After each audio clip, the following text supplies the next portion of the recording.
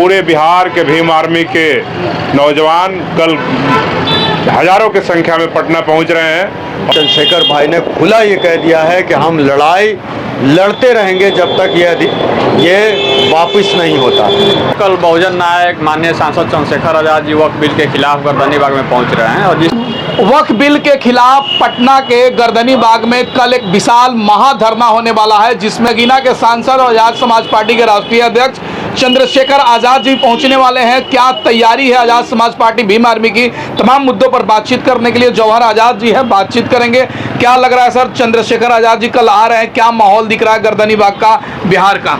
देखिए, बिहार सरकार ने डबल इंजन जो सरकार है भाजपा और नीतीश कुमार जी की, इन लोगों ने सोचा नहीं होगा कि जो असंवैधानिक जो संशोधन बिल ला रहे हैं वक्फ के लिए मोदी सरकार, ये पूरी तरह से असंवैधानिक है, संविधान के खिलाफ है। विश्व में कहीं भी ऐसा नहीं देखा गया कि कोई ऐसी सरकार हो जो खुद लूटने में लगी हो। वक्फ क्या है? मुसलमानों का इमलाक है, जो दान दिया हुआ प्रॉपर्टी है, उसको लूटने की सरकार पेशकश कर रही है। सरकार उस प्रॉपर्टी को लूटना चाहती है। और किसकी प्रॉपर्टी है वो? गरीबों की, मिस्कीन की, यतीम की, ऐसी प्रॉपर्टी को लूटना चाहती है। आप ये बता दीजिए कि भारत में क्या सिर्फ मुस्लिमों का ही वक्फ है?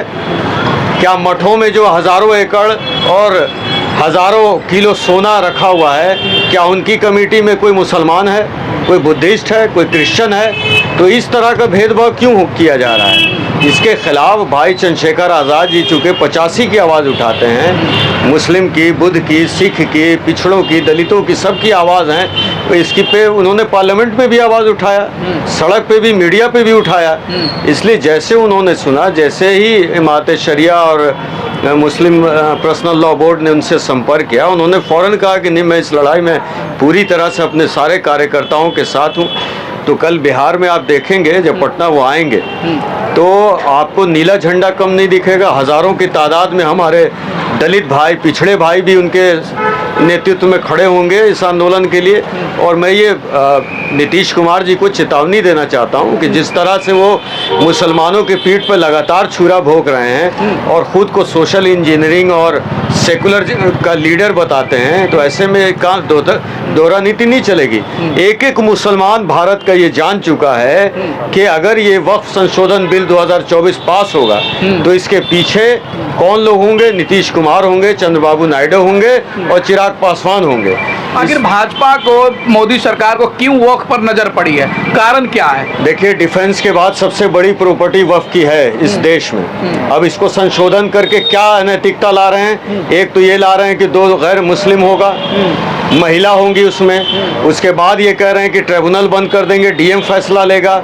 उसके बाद ये कह रहे हैं कि कोई भी अगर विवाद होता है वक्फ की प्रॉपर्टी को, तो जब तक के फैसला नहीं आएगा उसको अवैध माना जाएगा। इसका मतलब है कि हमारी मस्जिदें ताला लगी रहेंगी जब तक आपका डीएम जो सरकार के अधीन होगा वो फैसला नहीं देगा, तब तक हमारी मस्जिदें में ताला लगा रहेगा, हमारे कब्रिस्तान में ताला लगा रहेगा।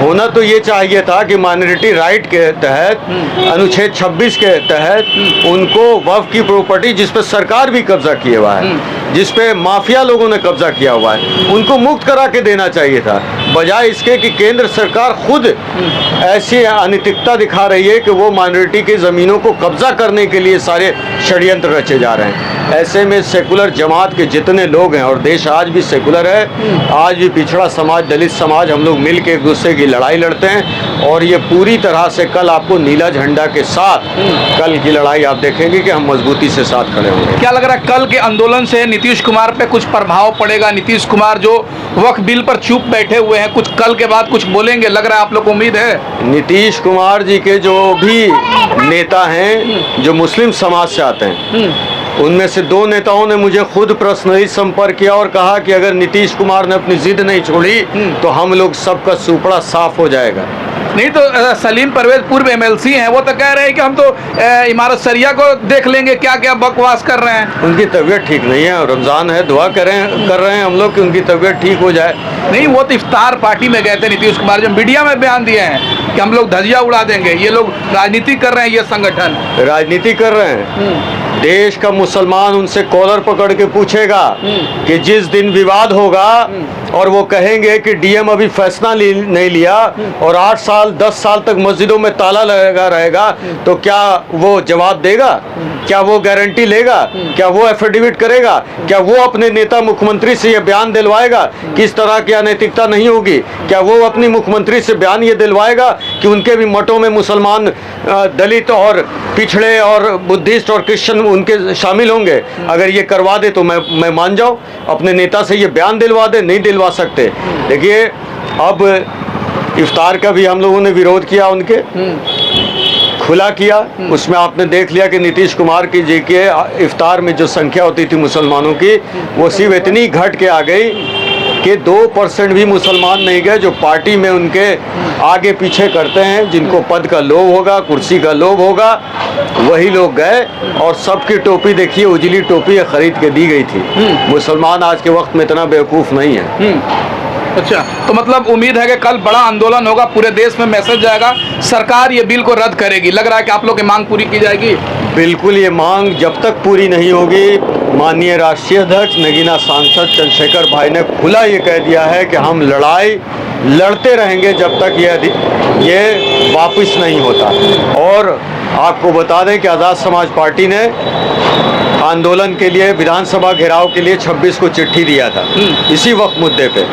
और जो बोध गया में बुद्ध धाम पे जो कब्जा है लोगों का, वो हटाने के लिए हम लोगों ने विधानसभा मार्च का ऐलान कर दिया था। लेकिन चूंकि मुस्लिम पर्सनल लॉ बोर्ड और सभी मुस्लिम तंजीम जो है, उन लोगों ने ऐलान किया और हमसे कहा कि भाई आप अगर आपका भी कार्यक्रम होता है तो दिक्कत होगी।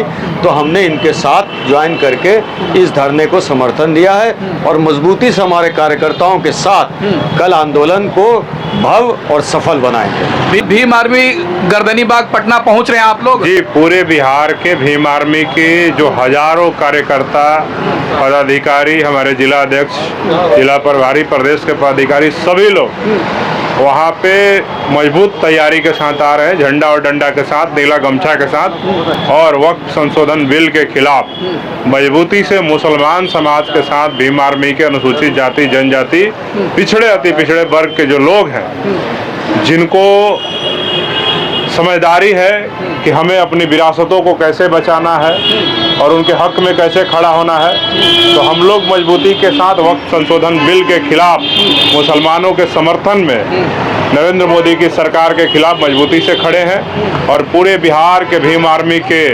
नौजवान कल हजारों की संख्या में पटना पहुंच रहे हैं। वक्फ बिल के खिलाफ पटना गर्दनी बाग में आंदोलन है, चंद्रशेखर आजाद जी भी आने वाले हैं, क्या कहेंगे? कल आप लोग पहुंच रहे हैं? देखिए, कल बहुजन नायक माननीय सांसद चंद्रशेखर आजाद जी वक्फ बिल के खिलाफ गर्दनी बाग में पहुंच रहे हैं। और जिस तरह से पूरे भारत में मुसलमानों को डराने का प्रयास किया जा रहा है या उनके हक और अधिकार को छीनने का साजिश किया जा रहा है, उस साजिश को हम लोग नाकाम करने का प्रयास करेंगे। पूरे देश में एक बड़ी आंदोलन की शुरुआत करेंगे, जो कल गर्दनी बाग से शुरुआत होगी। और यहाँ से एक नया फिजा तैयार होगी मुसलमानों को सुरक्षित रखने के लिए। उनके वक्फ बिल में जो छेड़छाड़ किया जा रहा है, संशोधन किया जा रहा है, उससे बचाने के लिए तो तमाम तरह के मुस्लिम जो समुदाय के लोग हैं या संगठन हैं, तमाम तरह के संगठन उसमें भाग ले रहे हैं। और उस संगठन को जो आंदोलन है, उस आंदोलन को मजबूत करने के लिए बड़े भाई चंद्रशेखर आजाद जी भी शिरकत करेंगे कल गर्दनी बाग। कल आप लोग पहुंच रहे हैं हजारों की संख्या में? कल निश्चित तौर पर भीम आर्मी और आजाद समाज पार्टी के कार्यकर्ता इस आंदोलन में चढ़ बढ़ कर हिस्सा लेंगे, चंद्रशेखर भाई का साथ देंगे। और खास करके मुसलमान कौम को जो टारगेट किया जा रहा है, क्योंकि भारत में मुसलमान भी एक अभिन्न हिस्सा हैं, उनकी भी अहमियत रही है इस भारत को आज़ाद कराने में या भारत को खूबसूरती को बढ़ाने में। तो उस कौम के साथ अगर कोई अपमान करेगा या उनके अधिकार को छीनने का प्रयास करेगा तो हम लोग ईंट सीट बजाने का काम करेंगे।